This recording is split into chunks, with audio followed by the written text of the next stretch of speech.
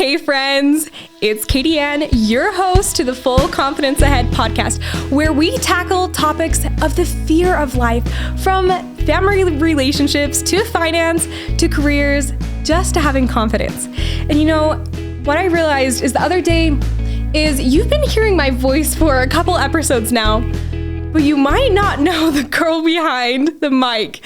So this episode is just a fun time where you can get to know the girl behind the mic. So you can feel like I'm there in the room with you. Just as we get to know our guest, here's a little bit about me. So on some of these episodes, I've talked about how I'm a harpist. And if you haven't heard that, you're hearing it now. So I do play the harp, and I've been playing for 16 years. That's most of my memory life. And it has been so fun. My harp, his name is Henry. It's in the harp world, we like to name our harps. And it's actually after Shakespeare's Henry IV, Part 1, Act 2, Scene 3. So if you can tell, I do love Shakespeare. There's a character in that scene whose name is Henry and has a little bit of a temper attitude, and my harp definitely has a temperament as well. So his name is Henry, and I've been playing for 19 years. That means 19 years of blood blisters and calluses on my fingers. The life of a harpist's fingers is a little bit brutal, but that's okay. And one thing that people don't really understand, but it's a fun fact, harpists normally always carry wire cutters with them. And that seems a little bit odd, but it's because all of our harp strings, when they break and we need to change them, you have to cut them to the right size. And because they're normally so thick, they're made out of either wire or gut or nylon, we have to use wire cutters. So if you're ever in need of wire cutters, just let me know. I normally have them in my bag or in my pocket. So yes, I normally do have them with me. So I've got your back. Don't worry. I think some of my favorite memories though with playing the harp.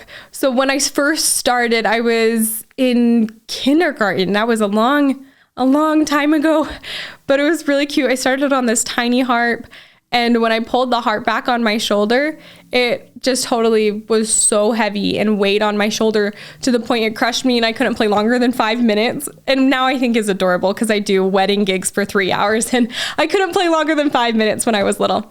And I built up from that for years and just got calluses on my fingers to finally be able to be sustainable. So I learned very quickly that little efforts daily and consistently build up over your lifetime to help you have sustainability and can really help you develop your talents. And that's really been my experience with harp. So I just started off simple stuff, and now it's so fun to be on the collegiate level, playing and doing wedding gigs. And one of my favorite memories, actually two of them, but here's one of the first ones, is I got to volunteer for Hearts for Hospice. Hearts for Hospice when I was in high school.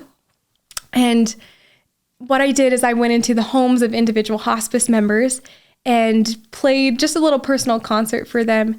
And it was so touching to see how music could help people who were on the last moments of their life. And there was one day that was so significant for me. I came into this woman's home, and the woman hadn't been able to verbally speak for a couple weeks just because of the condition she was in. And her daughter was in there, and she was in there, and I tried to play music from her time period. I pulled out some Louis Armstrong songs. I was playing Somewhere in Time. I tried to do things that she would remember and know.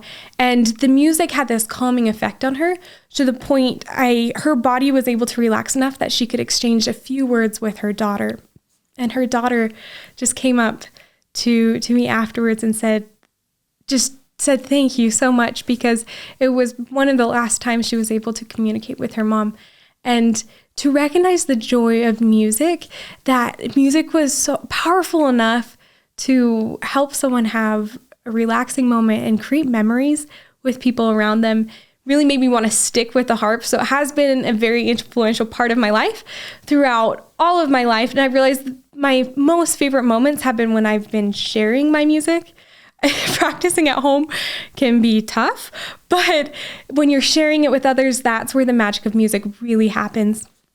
Another moment that was really magical for me is I had the opportunity to audition for an orchestra that was touring Europe for 2 months. And I auditioned and got in and worked really hard to learn the music.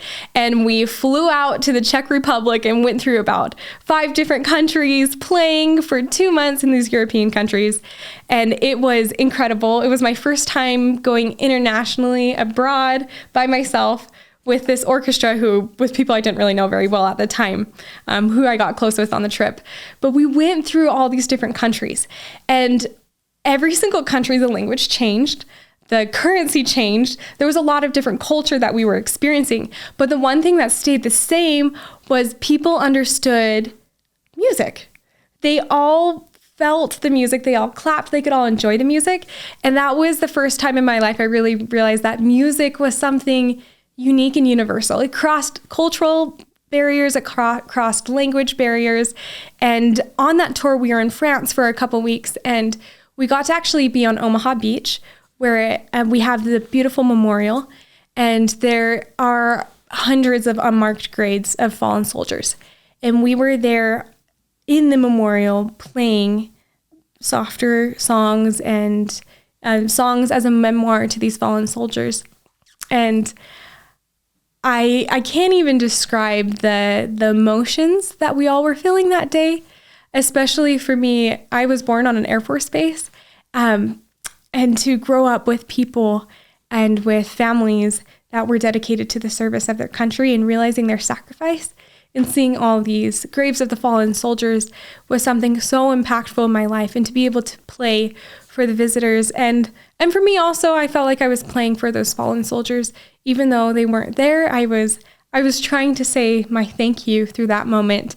And that concert was both a memoir and this healing balm for both us and the visitors who were there. And there's this magic of music that I've experienced.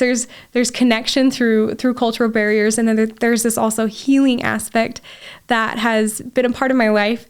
And that's why I keep going back to the harp. So as you go through the episodes, I'll probably refer a lot to my musical experience, or, oh yeah, I learned that, or similar experiences when I played the harp, or as I play the harp. It's something that's very important in my life and something that's taught me a lot of lessons. And as we know, there is no perfect person, or at least I haven't met a perfect person yet on this earth. So nor am I as the podcast host. And, so let me kind of tell you a story to get to know me and my personality a little bit better. But I have one sister, and I adore this sister.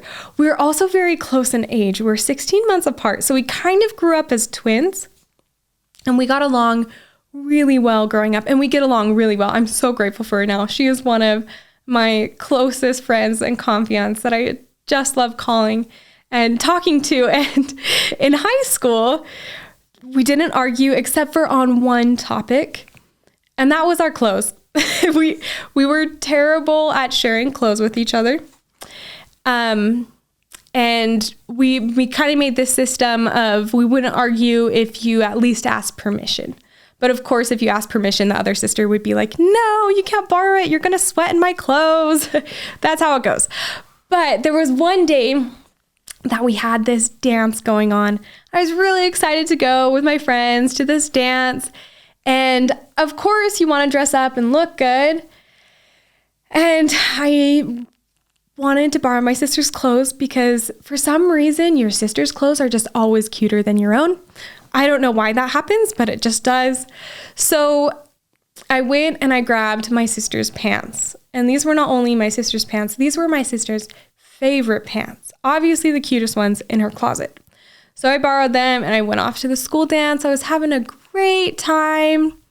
And then the Boot Scoot and Boogie came on, and I was so prepared for this Boot Scoot and Boogie. I was jamming, and there's that part where you kind of do the heel click and switch sides in the Boot Scoot and Boogie. And I kind of had this little confidence boost and kicked my leg really high during the turning part. And during one of the kicks, my pants just went loose and I panicked. And so I just quickly crossed my legs and grabbed my best friend at that moment and was like, Maddie, we have to go to the bathroom now. And she's having a fun time. So she was like, no, we can wait. Katie Ann, just wait out the song. And And I gave her the eyes, and she knew it was time to go to the bathroom right then. So we went to the bathroom, and she just started busting out laughing. So I'd ripped my pants, but this was no little rip. This was like from my knee all the way up to the top of the pants, totally gaping open, shredded. And I was terrified because these were my sister's pants and her favorite pants, and she didn't know I was borrowing them. I didn't know what to do. So I called my mom, because moms fix things, right? So I called my mom, and I didn't want to leave the dance. No teenage girl wants to do that. So I told my Mom, I ripped my pants. Please come bring me another pair of pants. And I just still laugh at her response. I remember her on the phone saying, just tie a jacket around your waist. And I laughed because I was like, Mom, you do not understand the skill at which I have ripped my pants. And she did it when she came into the bathroom she brought a couple extra pants for me, and she just died laughing because there was no pants left. It was totally just ripped. So that night when I came home, I was a little bit terrified. I didn't know how to face my sister. So I brought in these pants, and I'm so grateful to her response to this day. She just laughed. She laughed and laughed and laughed and laughed, and she kept those pants, and we still have those pants at my house, just as I think she was almost going to frame them. I told her not to do that, but they're as this memory and as a joke. And I admire my sister for her response, and I want to be like that always. Of life isn't perfect, but we can laugh through it. Laughing through life is a gift, and I hope to. It's a gift and a skill, and I hope to work more in that skill and laugh like she did in that moment. Which reminds me of just like how we face life, and especially facing life confidently and laughing through life. I had this heart mentor who I adore, who recently passed away of cancer. And she was just very influential, both in having confidence in myself and playing the harp, as well as just in my life. And she was a jazz harpist. She was actually the first harpist on Star Wars, which was really fun. And she taught me to live life like jazz music. In jazz music, she said, there's no wrong notes. There's just resolutions to better ones. And she told me that to live life like that as well, that there's no wrong steps. There's just resolutions to better ones. So embracing every single moment of your life, just like that ripping your pants story, of embracing it, laughing it, loving it as part of your story, and moving on to the next note. And that's a philosophy I've tried to develop in my life, and I'm still trying to. Life's a journey of developing and trying. We're never perfect on a certain topic, but we can keep developing into who we are and developing these skill sets, and developing the skill set of living life as jazz music is something that I'm currently working on, that I currently want to always do. This is another story with my sister. So whenever we did argue, I told you the only thing that we ever really argued on was our clothes. And my mom, when she sensed tension, she just told us, okay, like, how are we going to resolve this? And the resolution was cookies, because everyone wins with cookies, right? We had to spend time together making them, and then we got cookies after it. That's just a win-win. And I remember one time, I think back on this and I just giggle. One time, my sister and I were banished to the kitchen to resolve our contentions over clothes and to make cookies. So we started making cookies together. And this is where our personalities really came out. We realized how different we were. We have a lot of the same interests, but we just approach them in very different ways.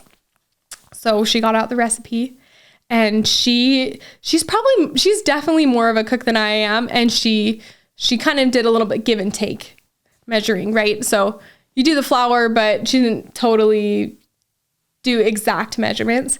And then there's me, who I like to do things very to the rules, very precise. So I get out the measuring cup, and I've got my knife, and I'm like measuring off the flour. Everything is perfectly measured. And we started arguing over the cookies because we were measuring things differently. It was, honestly, the cookies would have turned out just fine anyway, but how we were approaching it was so different. And we just, having already argued and trying to make cookies again, it just wasn't working. It was just making more of a disaster in the kitchen. So my mom kind of intervened on us.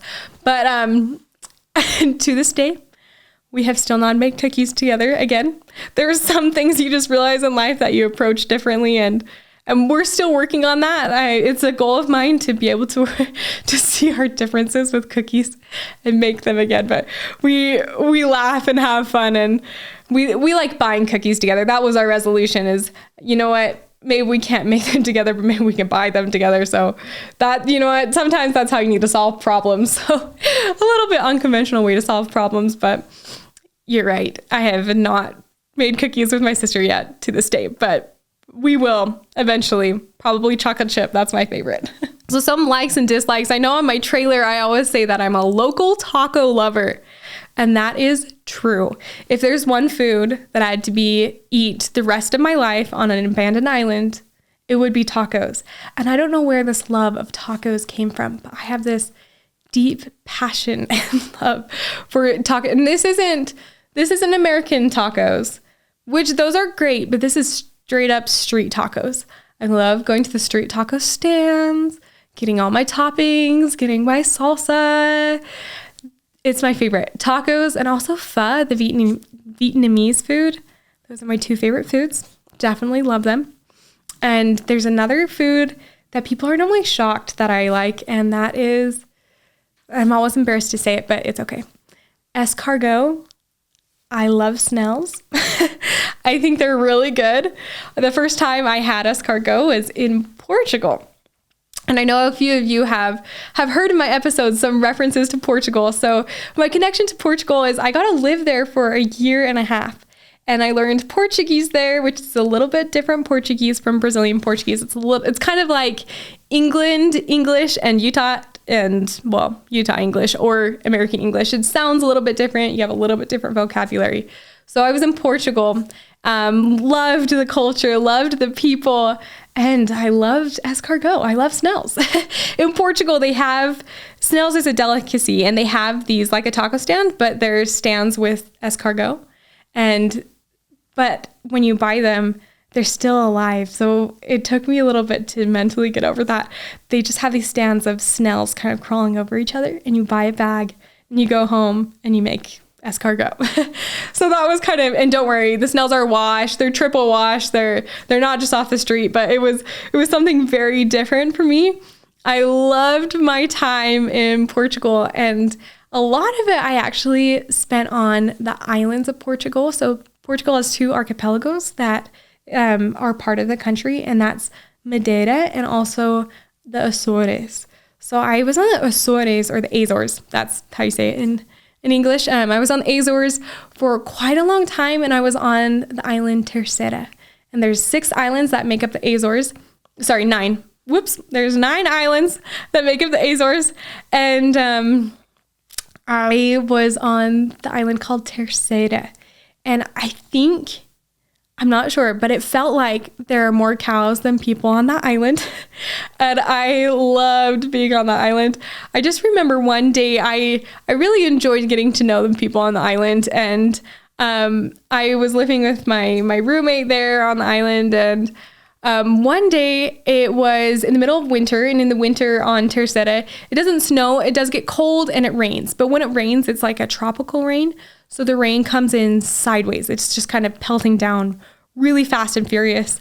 And for some reason, even though I knew I was going to be out on the streets a lot that day, I decided to put on mascara and makeup. That seemed like a brilliant idea.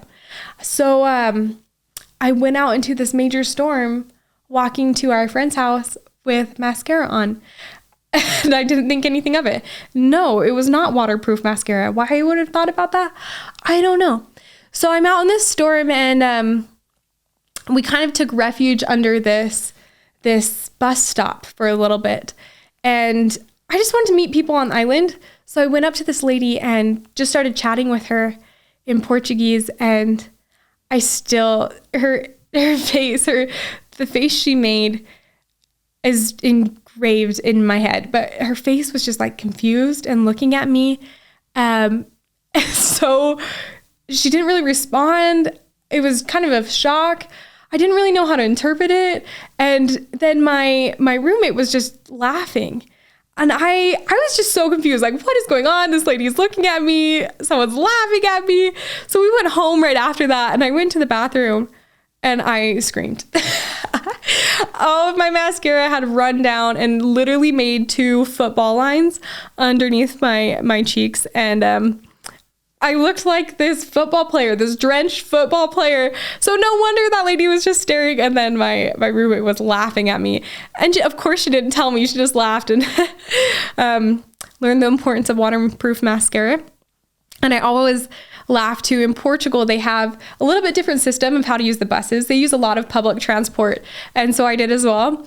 And being there immersed in the culture for a year and a half, I came home and I'll just say it how it is. I forgot how to get on a bus here in America because the systems are so different. In Portugal, you have to like stick out your hand and it signals waving down a bus. And then they open different doors to signal different things. So if they open the front door, it means that there's vacant spaces and you can get on the bus. If they open the back door, there's not vacant spaces on the bus. They're only letting people out. So depending on the door that they open, it signals different things for people to get on or to get off. And you have to signal with your arms when you're getting on and you have to signal when you're getting off. Otherwise, the bus driver will just keep driving.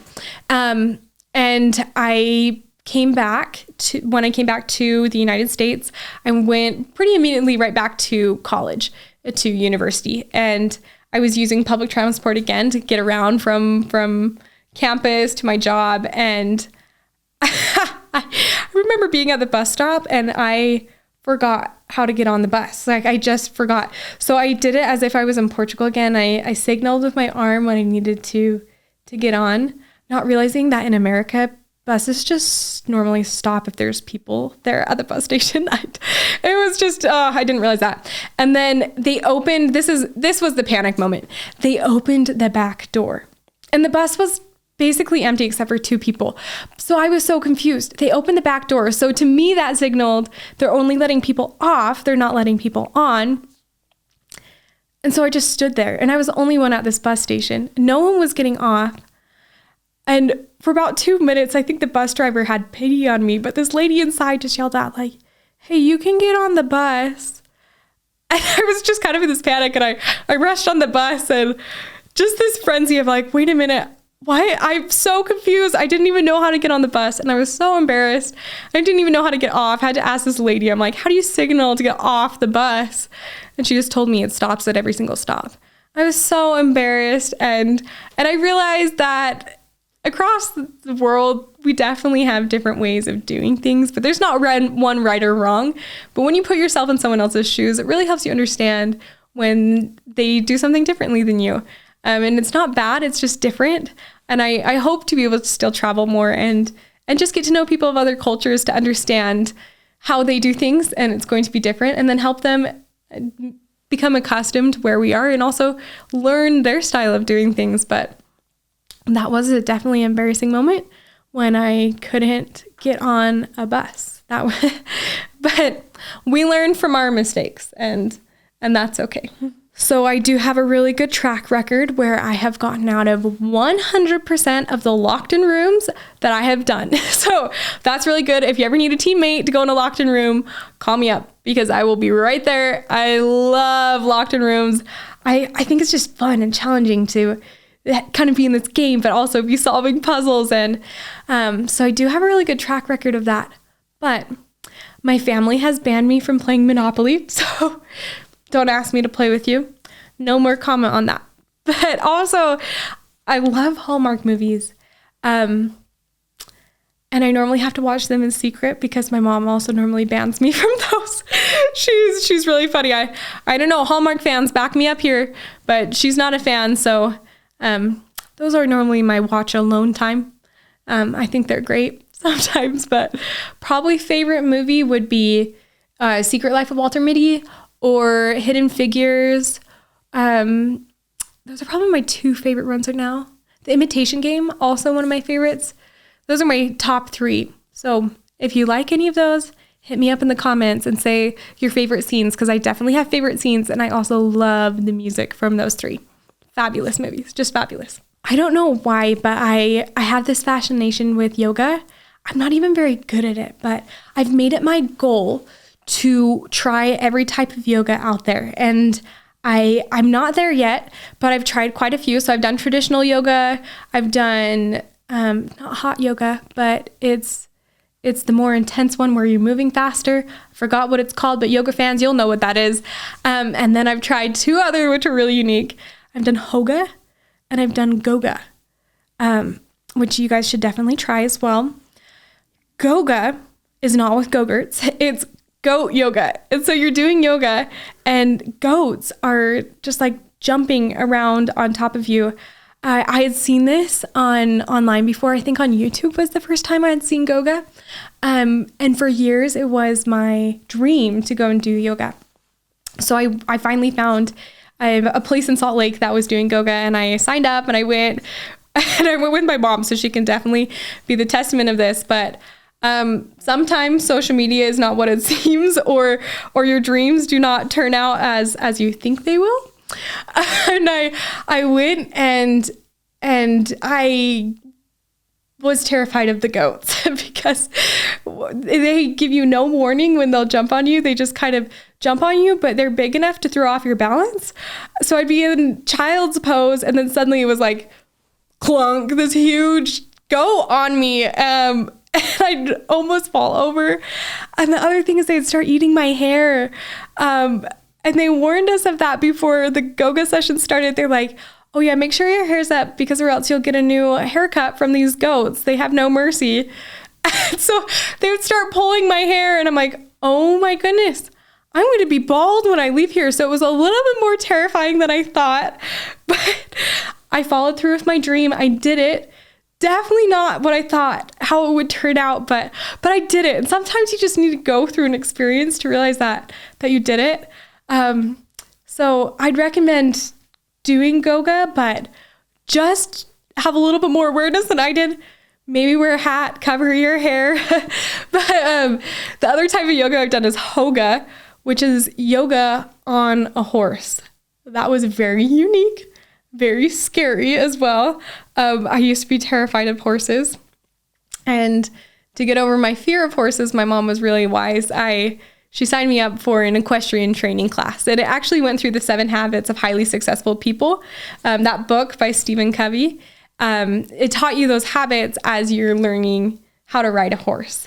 So you're learning to conquer your life and the fears of life, and you're learning to ride a horse at the same time, which was perfect for me because I had this huge fear of horses. I'd watched my dad get bucked off a horse a couple years earlier, and ever since that moment, I just was terrified. So it wasn't a personal experience, but I'd watched someone with a horse have a negative experience and just had this fear. So she signed me up, and I went into these classes, and I actually started getting fairly good at riding horses. The first day, they stuck me in the ring with a horse and put me on bareback. And I think the horse had pity on me. I think they could sense how scared I was because horses are really sensitive to people's heartbeats and emotions. And I think the horse was so gentle. They're like, it's okay, we'll give you a good time, because they could sense how tense I was. And I was just trying so hard. And I'm so glad I kind of just faced that fear. The first day they just put me on the horse. There was no real warm up. It was straight into it. And sometimes that's how you need to face fears. Sometimes it's little bits at a day, and sometimes it's just going straight for it. But the last lesson, no, it wasn't. It's habit 6 is synergy.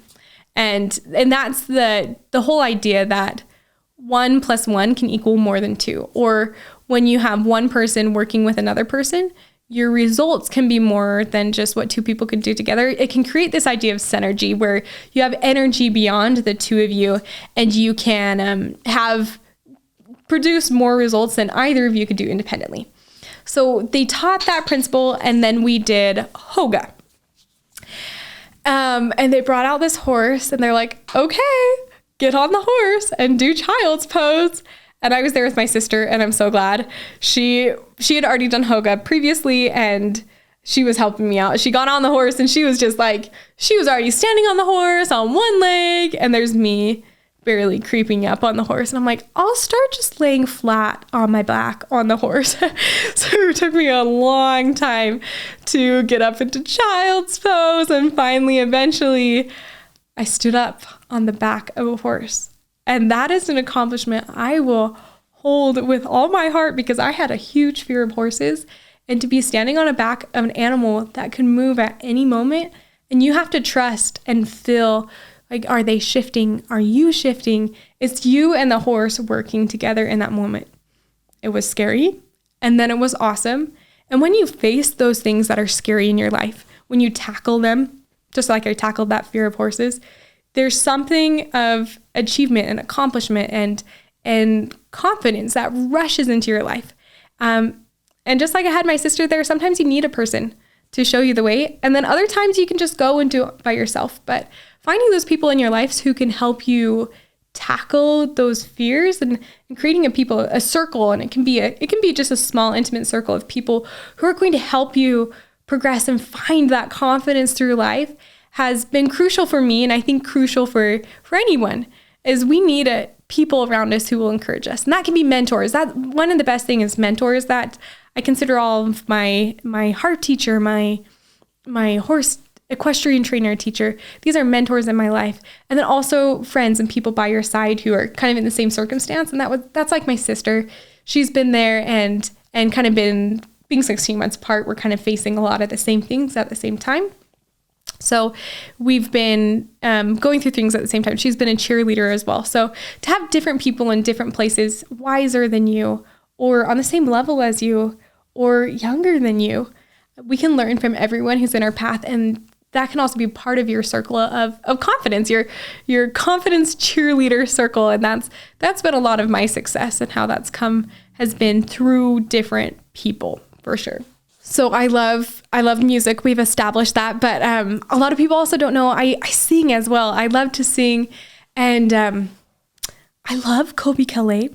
So if you ever have a birthday party and you want an impressionist to come be Colby Calais, I'll come try, and I'll sing bubbly, and oh, it's my favorite. And if I had a theme song for my life, it would definitely be the song Bubbly by Colby Calais.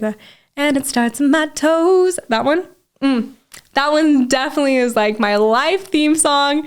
It's also, I think I set it as my mom's ringtone for whenever I call. So it makes me happy every time. Sometimes I'll just call her so I can hear the ringtone. It's my favorite, but I learned it on the piano once. I can play a little bit on the piano, definitely not as proficiently as the harp, but I can plunk around, and it kind of became my theme song. I learned how to play it, and I'd play and sing, and I did that for a couple concerts, playing and singing. So ever since I think 7th grade was the first time I sang and played that song.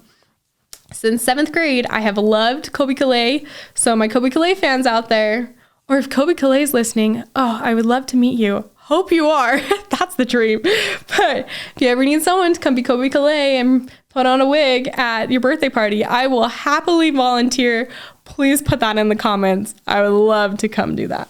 So a lot of times you'll hear that I talk about finances too, and that's something that's been a huge passion of mine, just because, like the horse story of having this fear and then jumping into it and getting over it, that's been me with finances.